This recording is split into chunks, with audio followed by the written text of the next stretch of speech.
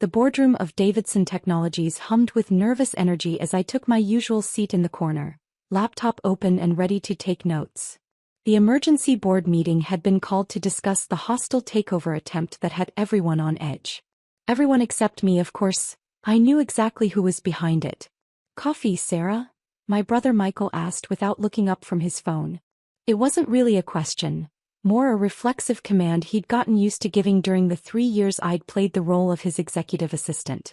If he only knew that Davidson Support Services, my supposed employer, was actually a shell company for Nova Global Technologies, the tech conglomerate that had been systematically acquiring companies across Silicon Valley, including, as of this morning, a controlling interest in Davidson Technologies.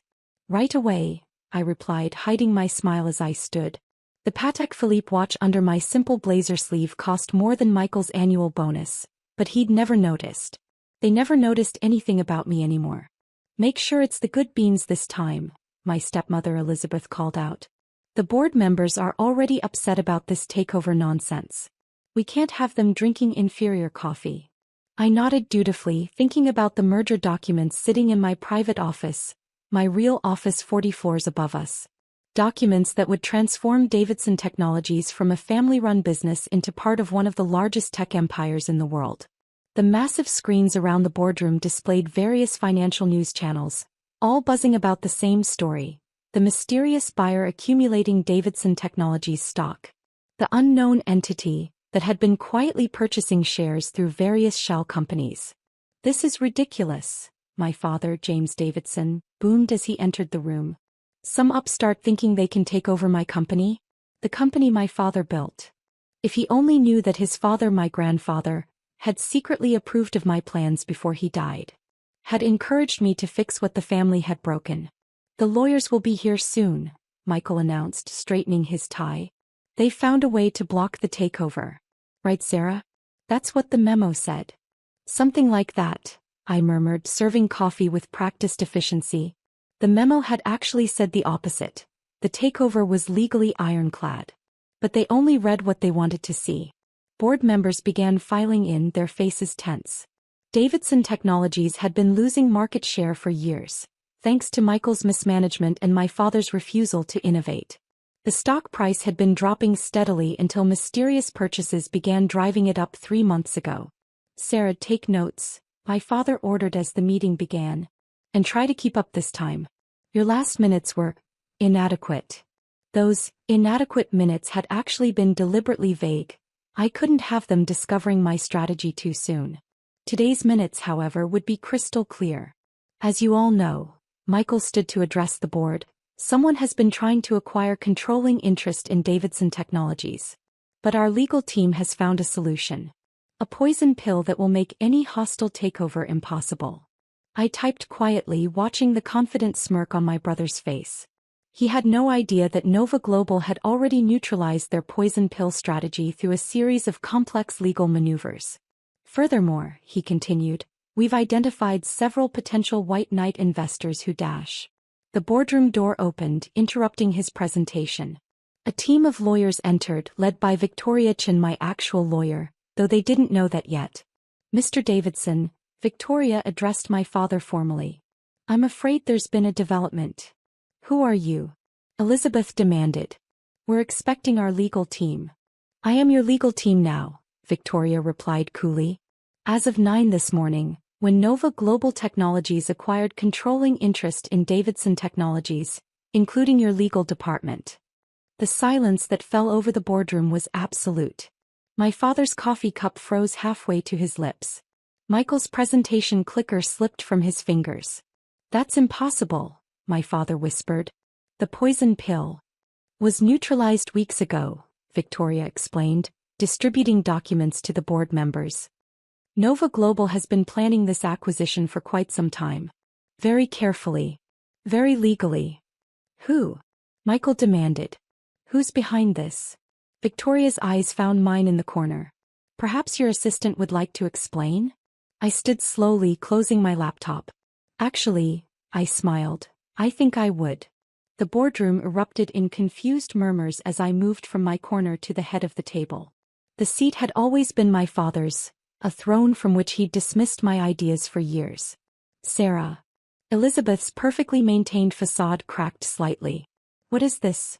What are you doing? Taking my rightful place, I replied calmly, setting my laptop down. Victoria, please show them the full acquisition details. The screens around the boardroom switched from financial news to a comprehensive presentation of Nova Global Technologies holdings.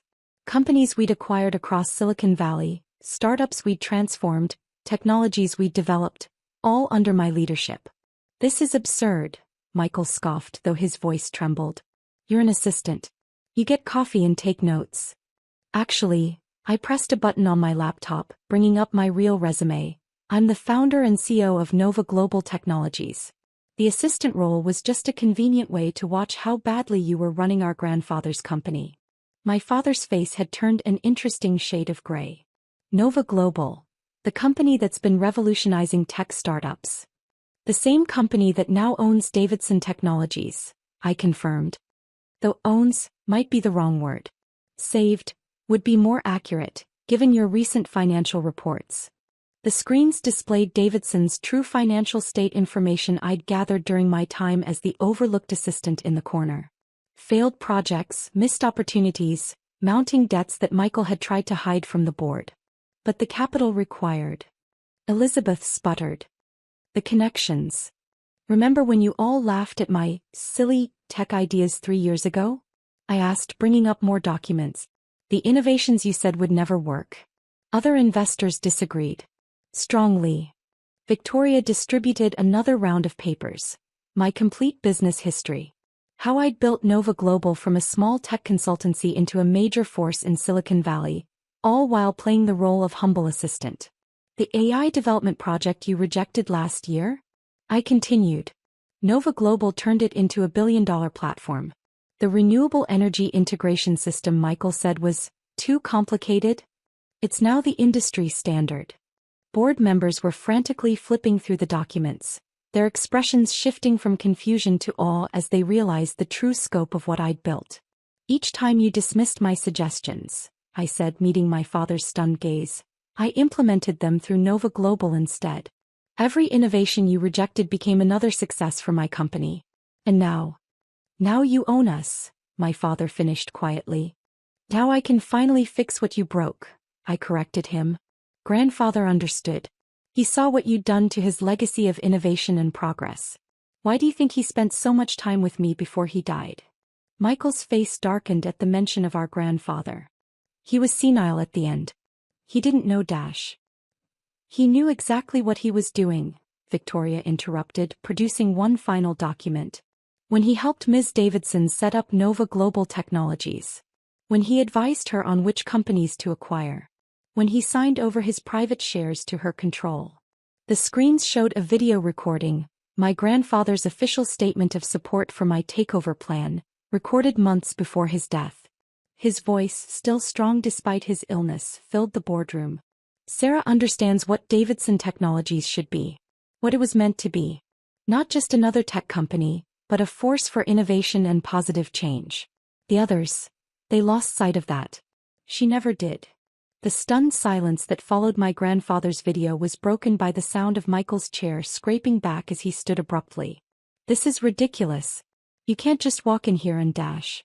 Actually, Victoria interjected smoothly, she can. He has. Nova Global now owns 67% of Davidson Technologies shares. The board votes have already been counted and certified. I pulled up the real-time stock ticker on the screens. Davidson Technologies' share price was soaring as news of the acquisition spread through Wall Street. The market, it seemed, approved of Nova Global's leadership. But your little consulting business, Elizabeth stammered. The apartment you could barely afford.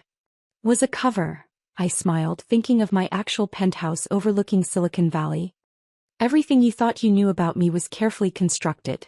The modest clothes, the small office, the outdated phone, all designed to keep you underestimating me. The screens now displayed Nova Global's complete portfolio. Cutting-edge AI companies, renewable energy startups, biotechnology firms, all acquired and transformed under my leadership. While you were mocking my basic tech skills, I continued, I was developing next-generation artificial intelligence. When you laughed at my entry-level coding, I was creating systems that revolutionized entire industries. My father, still struggling to process the revelation, picked up one of the financial reports. These profit margins, these innovation patents, are all from companies you dismissed as worthless startups, I confirmed. Turns out my unrealistic ideas about sustainable technology and ethical AI were exactly what the market wanted. Victoria distributed another set of documents, the complete transformation plan for Davidson Technologies. The board members' eyes widened as they saw what I had in store for the company. Green energy integration across all operations, I narrated as the plans appeared on screen. Ethical AI development protocols. Employee profit-sharing programs. Everything you rejected as too progressive for traditional tech. You'll destroy the company. Michael protested, but his voice lacked conviction as he saw the projected revenue figures. Actually, I pressed another button, bringing up comparison charts. Every company Nova Global has acquired has seen average growth of 340% within 18 months. While Davidson Technologies under your leadership has declined by 45%. The boardroom doors opened again, admitting a stream of new executives, my real team from Nova Global. Among them was Dr. James Chin, the brilliant AI researcher my father had refused to hire because he lacked traditional credentials. Dr. Chin, I nodded to my head of R&D, would you like to show them what you developed with that impractical quantum computing concept they rejected? The screens filled with demonstrations of breakthrough technology, innovations that could have belonged to Davidson Technologies if they hadn't been so blindly committed to outdated methods. Your parking spot, Elizabeth said suddenly, putting pieces together. The one next to the CEO space. You always insisted on it despite your low position. Was mine by right, I confirmed. Just like this chair. This company. This future. My phone buzzed, calls and messages flooding in as news of the acquisition spread. Tech journals wanted interviews about the mysterious CEO who'd built an empire in secret. Investment banks were scrambling to understand how they'd missed the signs. The assistant act, Michael said slowly, all those times you brought coffee, took notes, was the perfect cover, I nodded. Who pays attention to the quiet woman in the corner? Who censors themselves around the person they see as merely a secretary? I learned everything about how you were mismanaging this company while you were too busy looking down on me to notice I was watching. The screens showed more data, every failed project, every missed opportunity, every flawed decision they'd made over the past 3 years. All meticulously documented by the assistant they'd underestimated. The next hour transformed the boardroom into something entirely different. The same board members who had barely acknowledged my existence were now hanging on my every word as I outlined Nova Global's vision for Davidson Technologies' future. Starting tomorrow, I announced, pulling up detailed implementation plans, we begin the complete restructuring of Davidson Technologies. Every department, every project, every policy will be reviewed and modernized. You can't just throw away decades of tradition, my father protested weakly. Tradition. I raised an eyebrow. Like traditionally ignoring sexual harassment complaints? Or traditionally underpaying female engineers? Or traditionally rejecting innovative ideas because they came from unconventional sources? Victoria distributed another set of documents, internal reports I'd compiled during my time as assistant. Years of documented discrimination, missed innovations and toxic corporate culture that had driven away top talent. While you were protecting tradition, I continued, companies like Nova Global were building the future. And now, Davidson Technologies will join that future whether you like it or not. My phone buzzed again, this time with a message from Elon Musk himself, congratulating me on pulling off the most brilliant stealth acquisition in tech history. The assistant CEO story was already going viral. The engineering department, Michael attempted one last power play, will never accept such radical changes. They're loyal to Dash. To innovation, I interrupted, nodding to Dr. Chin. Which is why 89% of them have already signed on to our new development protocols. Turns out engineers prefer working on cutting-edge technology to maintaining outdated systems. The screens displayed the new organizational structure, A flatter, more collaborative model that encouraged innovation at every level. Gone were the hierarchical barriers that had stifled creativity and progress. As for leadership, I continued, the board has already approved the new executive team. Dr. Chen will head R&D. Maria Rodriguez, who you refused to promote despite her brilliant work, will be our new CTO. And Sarah Chen will dash. Sarah Chen.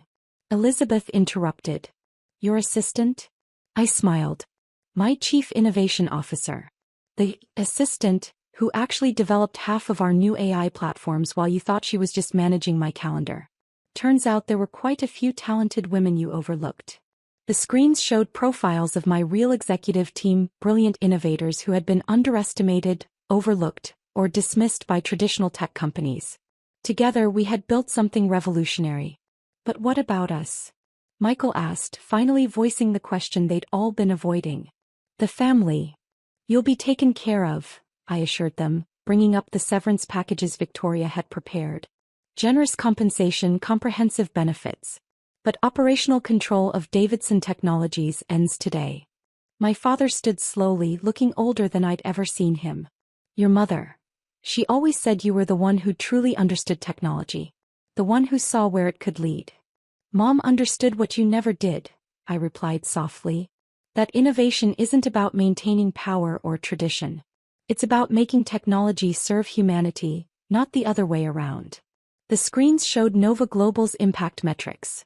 Renewable energy solutions deployed in developing nations, AI systems helping solve climate change, medical technologies saving lives around the world. This isn't just about revenge, I explained, watching comprehension dawn on their faces. It's about transformation. Davidson Technologies was meant to be more than just another profit machine. Grandfather knew that. Mom knew that. Now everyone else will know it too. Victoria approached with one final document. My grandfather's original mission statement for the company, written long before profit margins became more important than purpose. Technology should serve humanity, I read aloud. Innovation should lift up the overlooked, give voice to the silenced, and create a future where everyone can thrive. That was his vision. That's what I'm restoring. The afternoon sun slanted through the boardroom windows, casting long shadows across faces that had finally begun to understand the magnitude of what had happened. The quiet assistant in the corner had become the architect of their future.